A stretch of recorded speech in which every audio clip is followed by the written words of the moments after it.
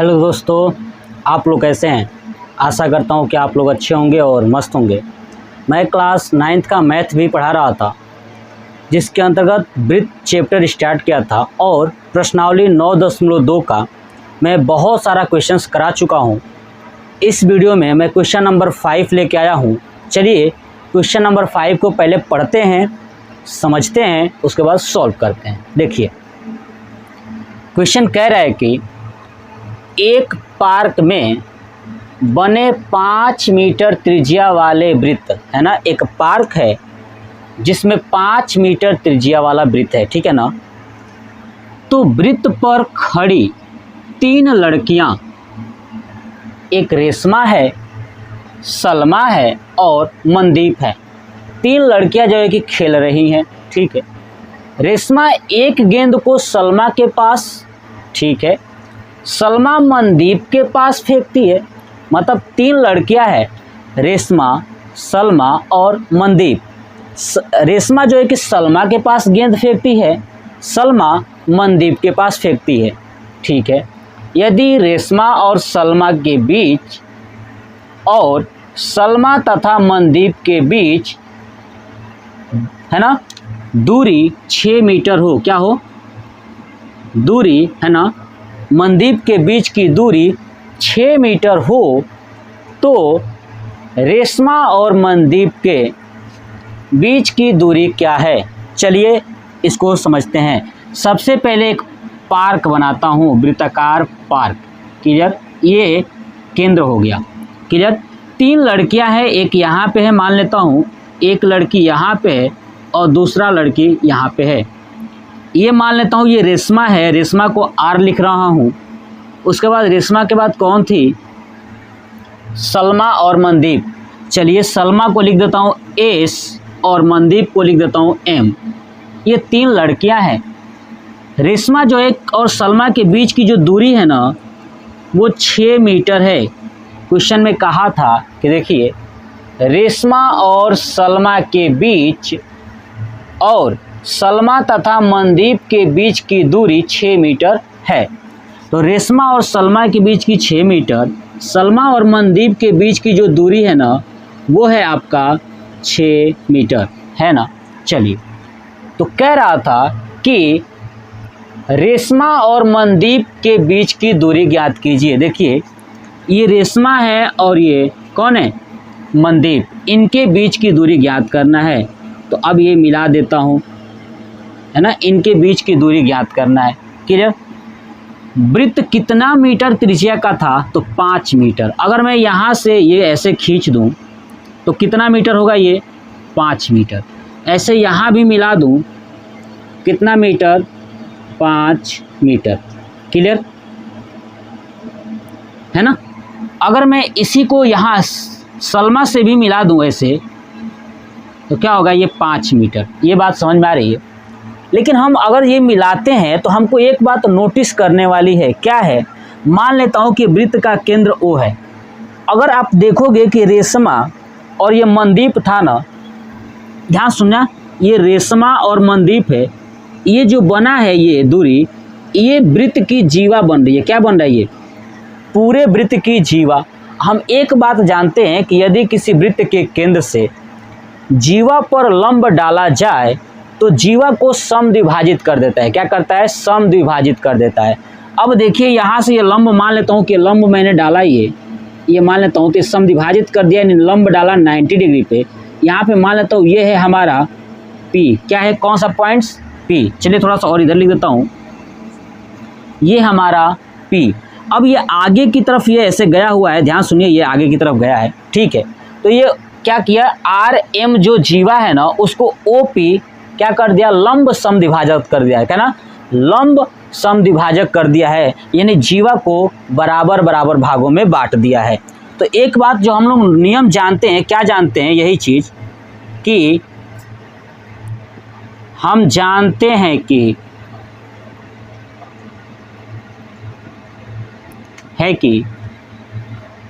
वृत्त के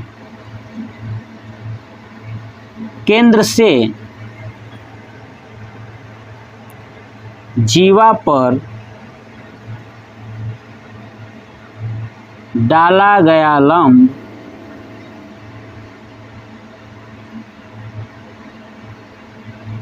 जीवा को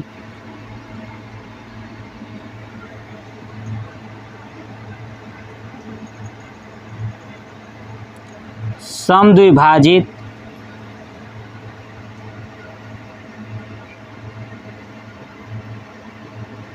करता है। क्या करता है? समद्विभाजित करता है। देखिए केंद्र से ये जा रहा है तो आर एम एक जीवा बना है, रेशमा और मनदीप के बीच ये क्या बन गया? जीवा बन गया। इसके ऊपर लंब है तो जीवा को समद्विभाजित कर दिया।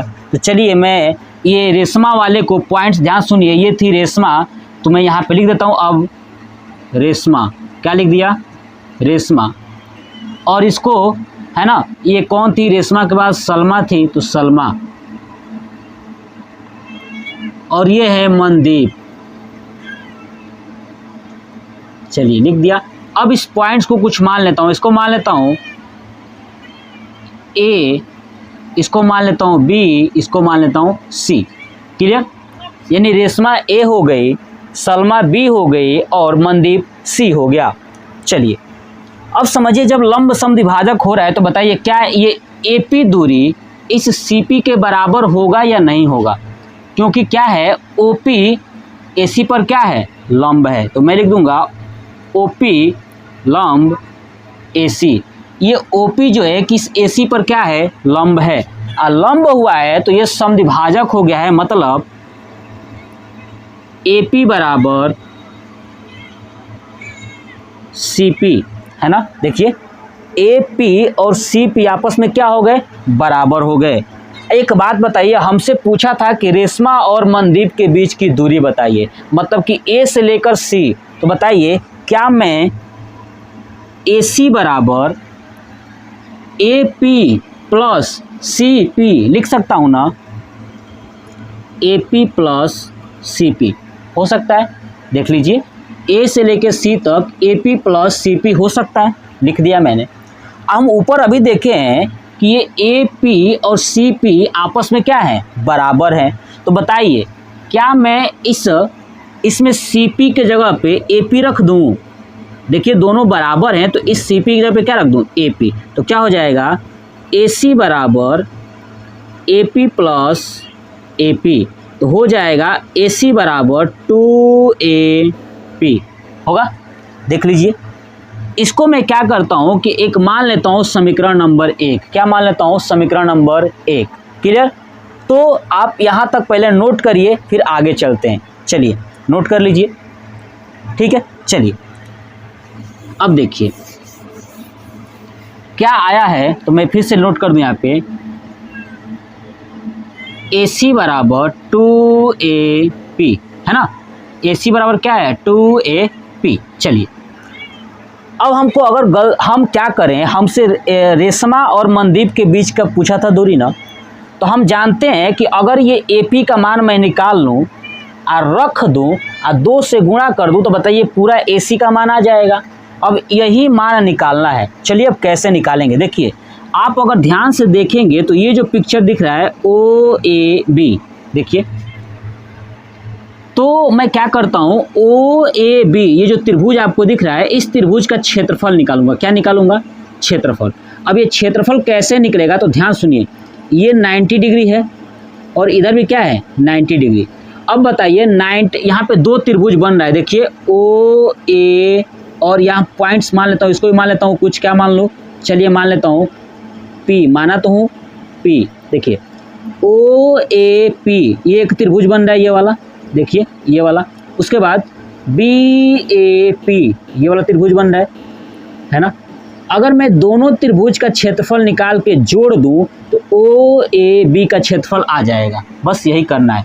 लिखूंगा त्रिभुज OAB, है ना, OAB का क्षेत्रफल।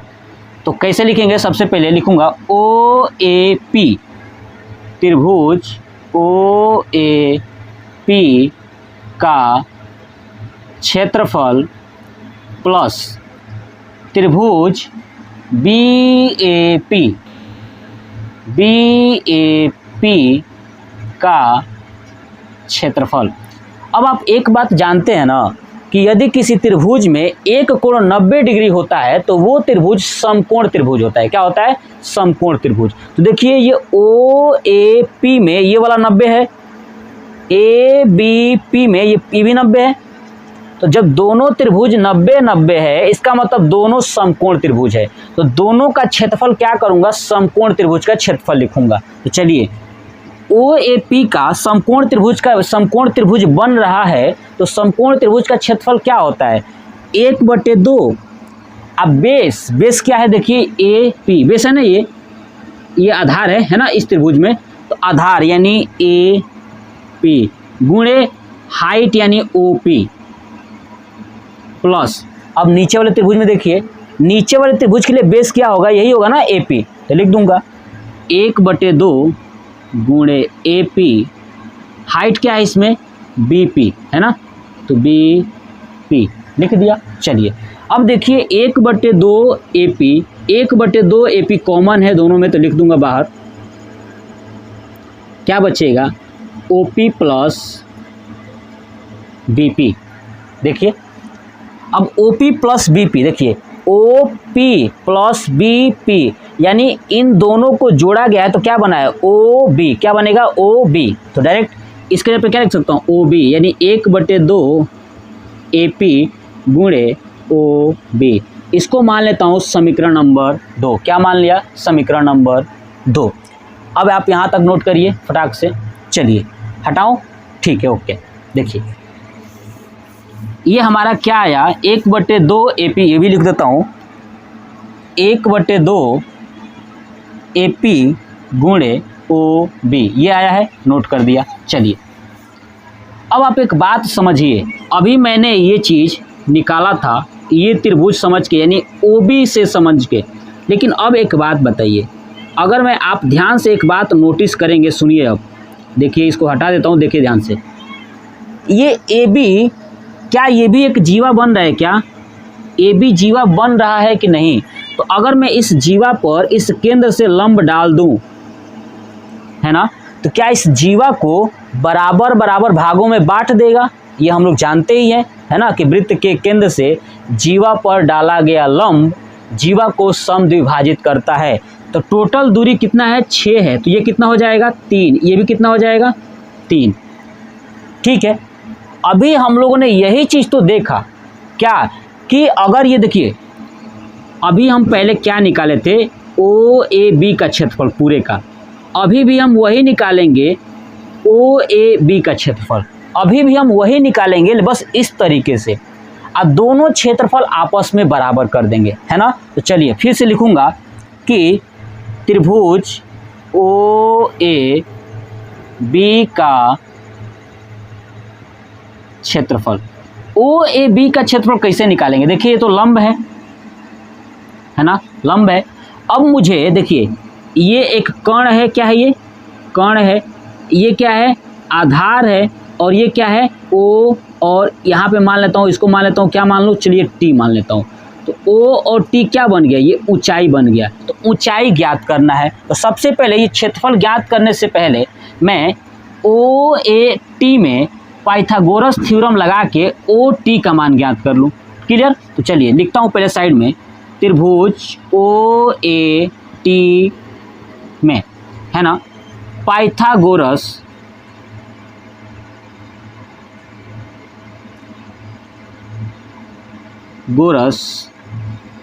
प्रमेय से, पाइथागोरस प्रमेय लगाऊंगा तो क्या होगा? देखिए कर्ण का स्क्वायर होता है, अगर मुझे ये लंब निकालना है तो क्या होता है? लंब का स्क्वायर यानी ओ टी का स्क्वायर बराबर कर्ण का स्क्वायर यानी ओ ए का स्क्वायर माइनस आधार का स्क्वायर यानी ए टी का स्क्वायर। देखिए ओ टी स्क्वायर निकालना है, ओ ए कितना है? 5 का square minus O T A T कितना है? 3, क्योंकि आधा है ना ये 3, तो 3 का स्क्वायर। 5 का होगा 25 माइनस 9 यानी हुआ 16, यानी ओ टी स्क्वायर बराबर क्या आ गया? 16। तो बताइए ओ टी बराबर क्या आएगा? 4 मीटर। कितना आएगा? 4 मीटर। यानी ये जो ऊंचाई है वो कितना मीटर की है? 4 मीटर। तो अब निकालेंगे क्षेत्रफल। क्षेत्रफल क्या होता है आपको पता है, 1/2 गुणे बेस। बेस क्या है, ये ए बी, ये पूरा है ना बेस, तो ए बी इंटू हाइट कितनी है, ओ टी। चलिए, तो 1/2 गुणे ए बी का मान कितना है, तो 6 है ना। देखिए ए से लेके बी तक कितना है, 6 गुणे ओ टी कितना है, अभी निकाला हमने 4 मीटर।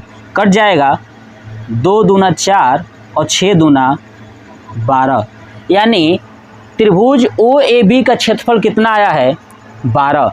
अब पहले कितना आया था, हमने दूसरे तरीके से सॉल्व किया था, तो 1/2 ए पी गुणे ओ बी।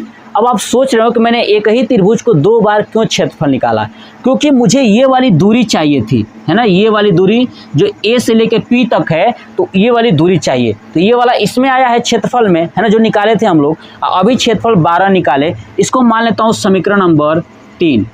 क्लियर, आप इसको नोट करिए।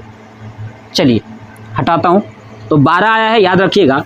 अब सुनिए यहाँ पे, अब क्या करना है, लिखूंगा कि समीकरण 2 व 3 से, देखिए 2 और 3 का क्या है, दोनों का क्षेत्रफल तो एक ही है ना, तो दोनों आपस में क्या हो जाएंगे, बराबर हो जाएंगे। मतलब कह सकता हूँ कि 1/2 ए पी गुणे ओ बी बराबर 12 है ना, ये 12। चलिए अब देखिए, ए से लेके पी तक ये तो ज्ञात करना है, ये वाला है, ठीक है।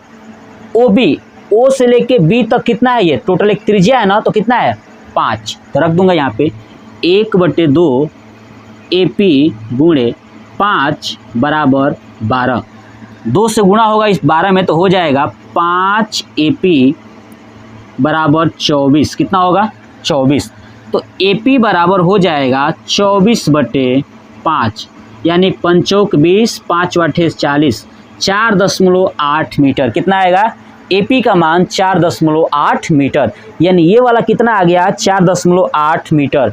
पहला समीकरण हम लोगों ने निकाला था AC बराबर 2AP, AP का मान कितना आया, 4.8। हमसे पूछा था कि रेशमा और मनदीप के बीच की दूरी, तो कितना है, 2AP। चलिए इसको नोट करिए।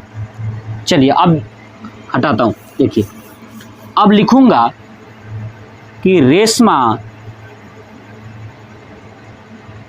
तथा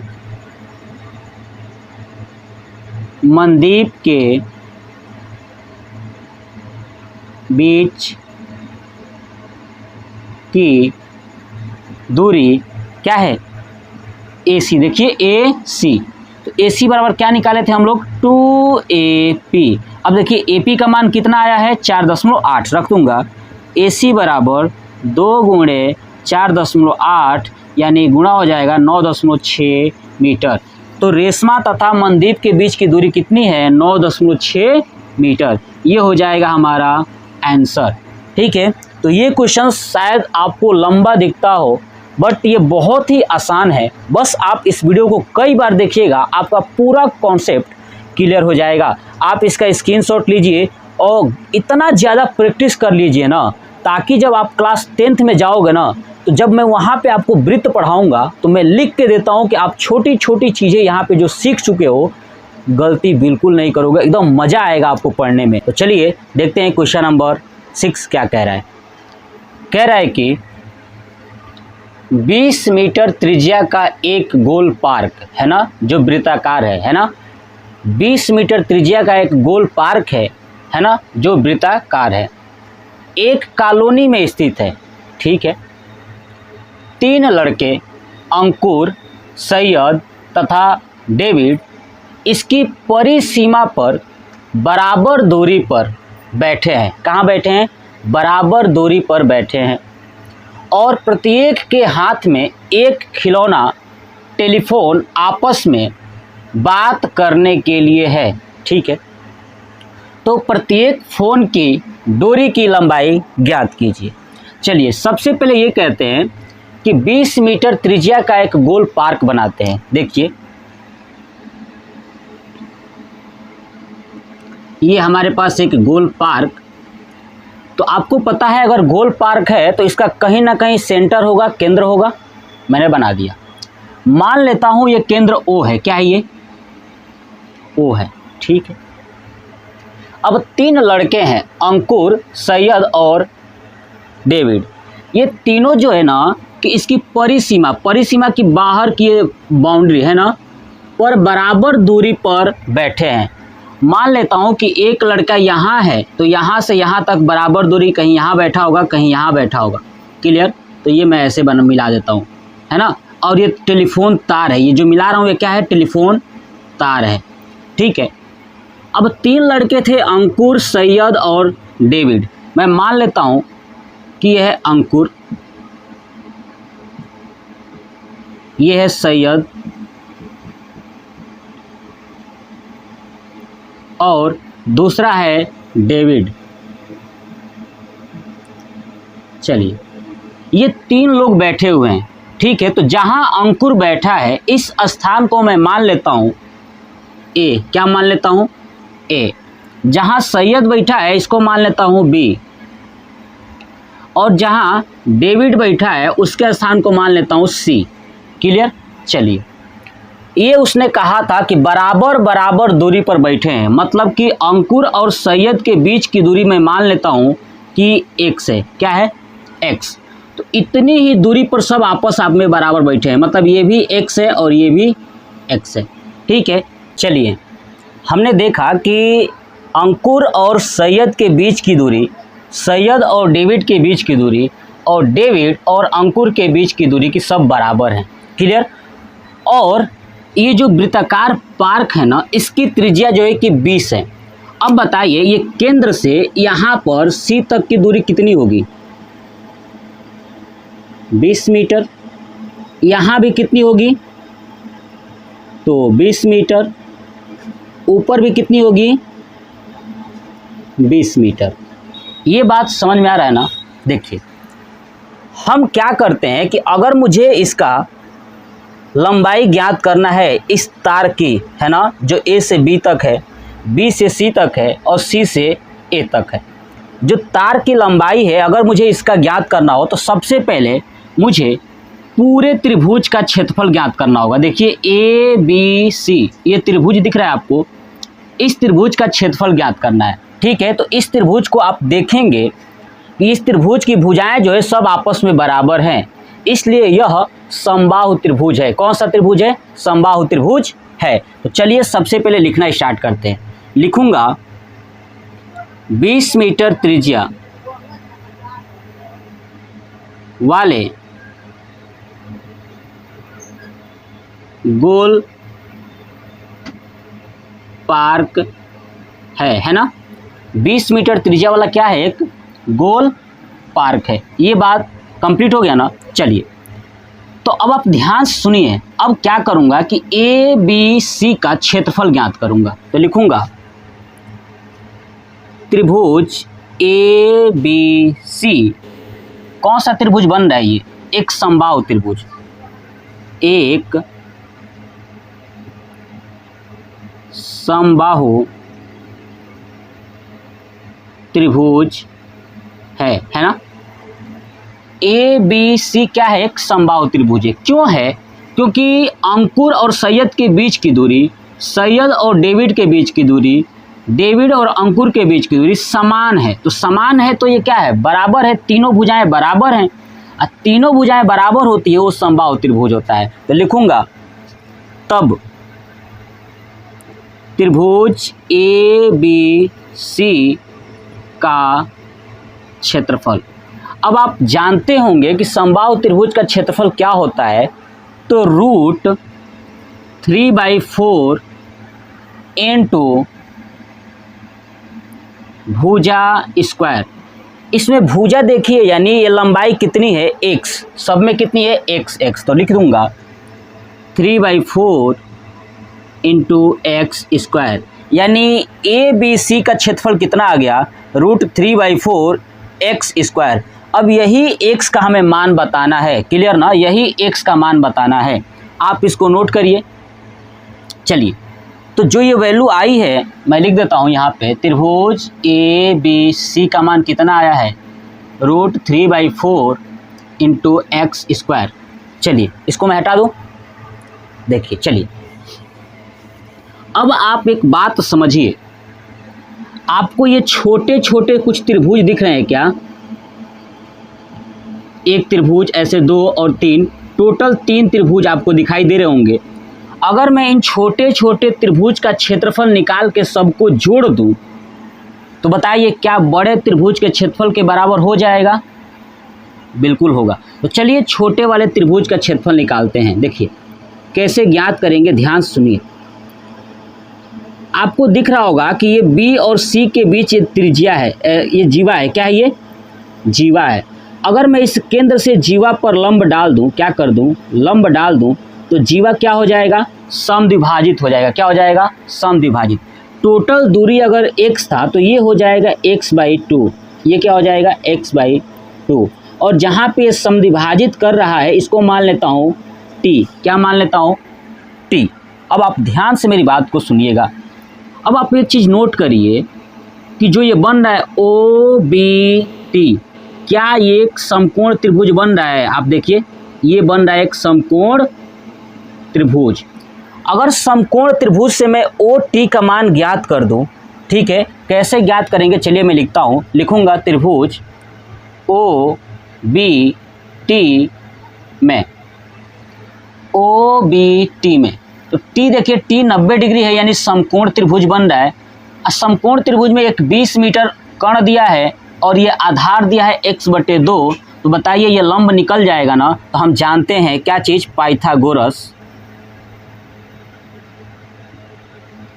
पाइथागोरस प्रमेय से कि कर्ण का स्क्वायर, यानी OB क्या है? कर्ण है, 90 के सामने हमेशा कर्ण होता है, तो OB स्क्वायर बराबर आधार का स्क्वायर प्लस लंब का स्क्वायर, यानी BT square plus OT square. देखिए OB का मान कितना है? 20, तो रखूँगा 20 का स्क्वायर बराबर BT का मान कितना है? x/2 का स्क्वायर प्लस OT स्क्वायर, क्योंकि OT बताना है। चलिए 20 का करेंगे तो हो जाएगा 400 बराबर x² प्लस OT स्क्वायर। अब आप इसको देखोगे कि जो OT स्क्वायर है, इस वाले वैल्यू को अगर इधर लेके आऊँगा तो क्या होगा? 400 माइनस x² बराबर OT स्क्वायर। क्लियर? तो क्या बताइए? OT बराबर √400 माइनस x² होगा। ठीक है। OT क्या आपको दिख रहा है कि इस त्रिभुज में, देखिए ये वाला अगर पूरा मैं त्रिभुज की बात करूं OBC में, तो ये OT ऊंचाई है। क्या है? OT ऊंचाई ये आया है। क्लियर? तो चलिए आप यहाँ तक नोट करिए। चलिए अब हटाता हूँ, ध्यान सुनिएगा। देखिए तो ये हमारे पास आ गया OT। अब चलिए हम त्रिभुज OBC में चलते हैं। त्रिभुज OBC है ना? अगर आप देखोगे OBC और यहाँ से OCA, ये त्रिभुज सब बन रहे हैं ना? 3 त्रिभुज बन रहे हैं और तीनों त्रिभुज बराबर हैं। क्यों बराबर है? देखिए B और C के बीच की दूरी कितनी है? x। तो यहाँ भी कितना है? x। इधर भी कितना है? x। त्रिज्या भी कितनी है इसकी? 20। इधर भी 20, इधर भी 20, मतलब तीनों त्रिभुज आपस में बराबर हैं। तो मैं क्या कह सकता हूँ कि त्रिभुज ABC का क्षेत्रफल, त्रिभुज ABC का क्षेत्रफल बराबर 3 गुणे OBC का क्षेत्रफल, है ना? त्रिभुज OBC का क्षेत्रफल। क्लियर? चलिए देखिए त्रिभुज ABC का क्षेत्रफल हम लोगों ने निकाला था कितना? √3/4। तो रखूँगा √3/4 x² बराबर 3 गुणे, अब OBC का क्षेत्रफल, देखिए OBC त्रिभुज का क्षेत्रफल कैसे ज्ञात करते हैं? अगर ऊंचाई दिया हो तो आपको पता है 1/2 गुणे बेस, बेस कितना है? BC, इंटू हाइट कितनी है? OT, ये हम लोग जानते हैं ना? ठीक है। अब देखिए इसको नोट करते हैं। √3/4 x² इक्वल टू, गुणा हो जाएगा 3/2 बी सी का मान कितना है टोटल, तो x रख दूंगा x गुणे ओ टी का मान कितना आया था रूट में 400 माइनस एक्स स्क्वायर बटे 4। चलिए अब इसको हटा दूँ नीचे वाले को, अब इसको सॉल्व करते हैं। देखिए x से x कट गया, 2 दूना 4, क्या बचा इधर √3/2 इंटू एक्स है ना इधर, बराबर इधर क्या बचा 3 और इधर क्या बचा रूट में 400 माइनस एक्स स्क्वायर बटे 4। नोट करिए यहाँ तक। चलिए अब हटा दें, देखिए ध्यान से। चलिए अब देखिए हमारे पास जो ये वैल्यू आई है इसको सॉल्व करना है। अगर मैं इस 3 को इधर ला दूं तो क्या होगा √3/2 मल्टीप्लाई 3 है ना, डिवाइड होगा इंटू एक्स, बराबर क्या होगा ये रूट में 400 माइनस एक्स स्क्वायर बटे 4, ये वाली वैल्यू होगी। ठीक है, अब मैं दोनों तरफ क्या कर दूं, वर्ग कर दूं, तो लिखूंगा दोनों तरफ वर्ग करने पर, दोनों तरफ का वर्ग करता हूं तो इधर का क्या होगा √3 का करेंगे तो क्या होगा 3 बटे 2 का करेंगे तो 4 गुणे 3 का करेंगे तो 9, x का करेंगे तो x स्क्वायर बराबर, इधर पूरा रूट में है तो बाहर निकल जाएगा, सिर्फ क्या बचेगा 400 माइनस एक्स स्क्वायर बटे 4। ठीक है, चलिए ये 3 से कट जाएगा, 3 का 9, तो क्या बचेगा यहाँ पे एक्स स्क्वायर बटे 4 तिया 12 बराबर इधर क्या होगा 400 माइनस एक्स स्क्वायर बटे 4।